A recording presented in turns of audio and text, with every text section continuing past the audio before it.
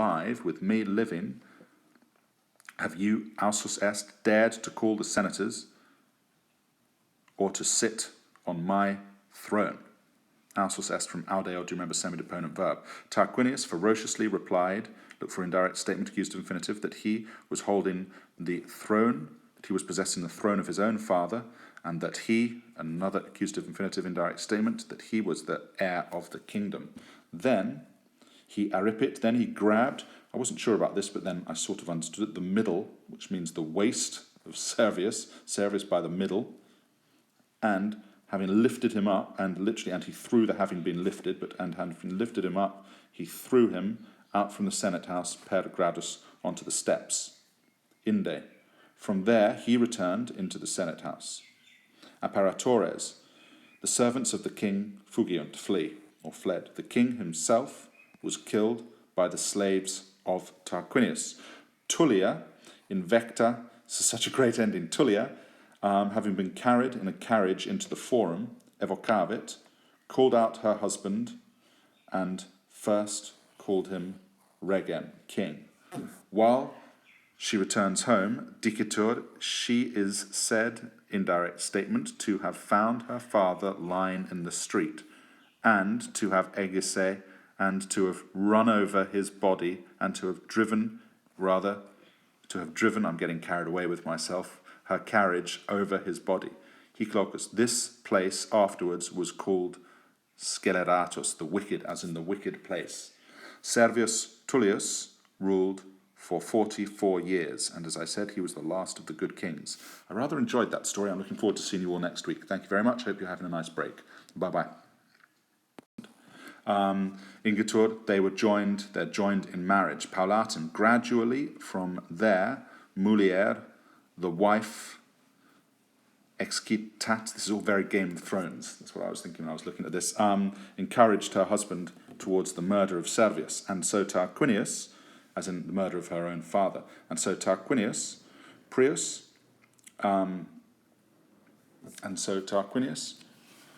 Prius there, what do we want to say? Won over with all these matters, the citizens and the senators, Maxime, very much. So Tarquinius conciliavit, and so Tarquinius with every matter. In particular, we're saying here for Maxime, won over the citizens, and particularly, and so Tarquinius, by all these affairs, won over the citizens and particularly the senators, the patres here. Postremo, finally, when the time appeared of agendi, gerund there, of acting, stipatus armatis, he burst into the forum, stipatus, he burst into the forum packed with armed men, accompanied by armed men. Inde, from where? Sitting, present participle, nominative, sitting on the literally on the royal throne in front of the Senate house, he, Jussit, ordered the senators to be vocari, to be called into the curiam, into the Senate house, through a herald to King Tarquinius. Ibi, there he was incusabat, there he was, what were we saying? There he was accusing the king, sorry, I lost my place, because he had occupaviset, taken the kingdom by the gift, by a womanly gift. Do you remember that was the wife that was helping him in the previous passage? He was complaining, item, likewise, he was complaining likewise about the popularibus, I suppose we could say there, about the popular decisions, de agro, about the land divided to the people, and about the census that had been brought about. Quite like that. So he was complaining, querabator, deponent verb there, likewise, about the popular decisions about, you're already starting to see the kings, aren't you, moving from being the very sort of impressive earlier ones of Numa the lawgiver. You're seeing how this was sort of the final good king, Servus Tullius, and he is very much portrayed as being the last of the good kings, and making popular decisions before the kings become greedy and self-serving. So he was complaining about the popular decisions about the land divided to the people and about the census that had been brought about. Dum locutor, while he was speaking, Servius interrupted and, in a loud voice from the vestibulo, from the entrance of the Senate House, said, "Quid tibi, what do you want, Tarquinius? By what boldness do you me vivo with me?" Lucius Tarquinius, the son of Priscus, interdum, for some time was quaerebator, was complaining that Servius was ruling. So he was complaining because Servius was ruling without inusio, without the agreement, without the order of the people. Servius, therefore, divided the land captured beforehand, viritim. Servius, therefore, divided the land that had been captured before from the enemies, viritim, to each man. Hoc modo. In this way, he conciliavit, he won over the agreement of the people. The people then, by maximo consensu, by general agreement, jusit, ordered him to rule. The king, dederat, had led into matrimony his two daughters. The king had led or had married his two daughters to Lucius and to Aruns Tarquinius, the sons of Priscus. Mores horum, the habits of these men errant were different. Nam Aruns, for Aruns, Tarquinius erat mitis, was kind, was mild. Lucius Tarquinius, ferocious, and envious and desirous regni of the kingdom. Duai, the two Tullii, so that his two daughters, were also different. Forte, by chance, Aruns, the nice one, I suppose, had married Ferocem, the ferocious one.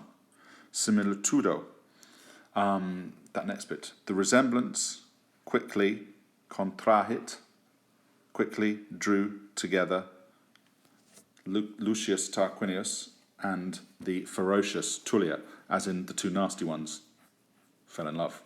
Cum, when prope continuis caedibus domos vacuas fecissent. So this next bit was quite a sort of an interesting and difficult bit.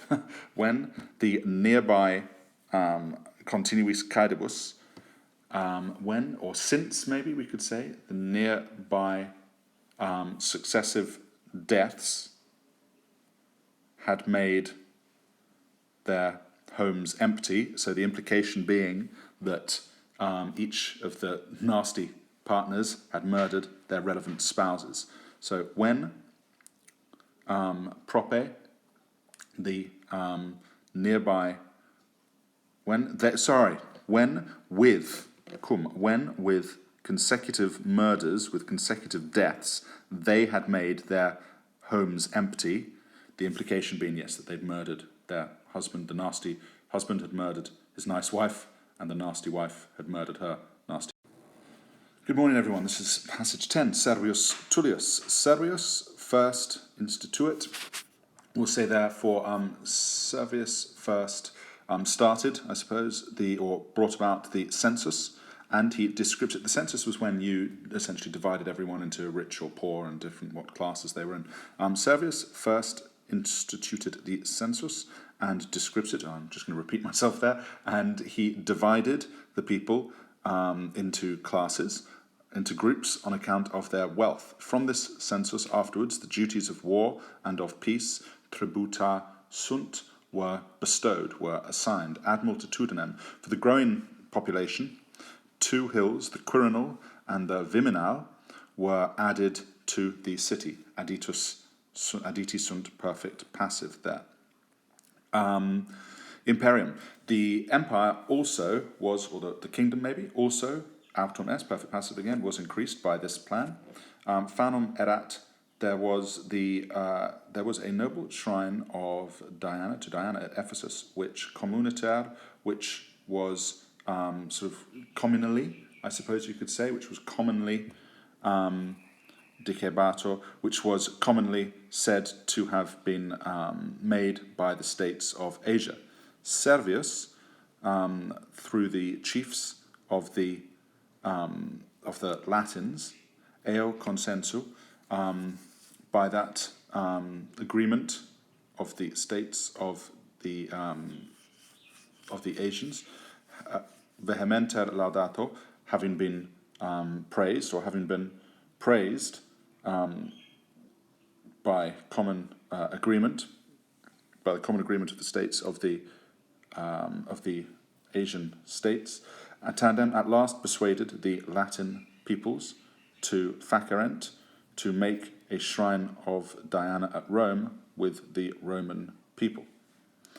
Erat, ea erat, that was the confessio, this is quite a difficult bit, I didn't understand this when I first looked at it, that was the confession that Romam esse, so this is quite difficult, that Rome was, indirect statement, so that was the confession, that was the admitting, I suppose, that was the admittance, that Rome was the caput rerum, was the head of affairs, over which certum they had argued quotiens so often.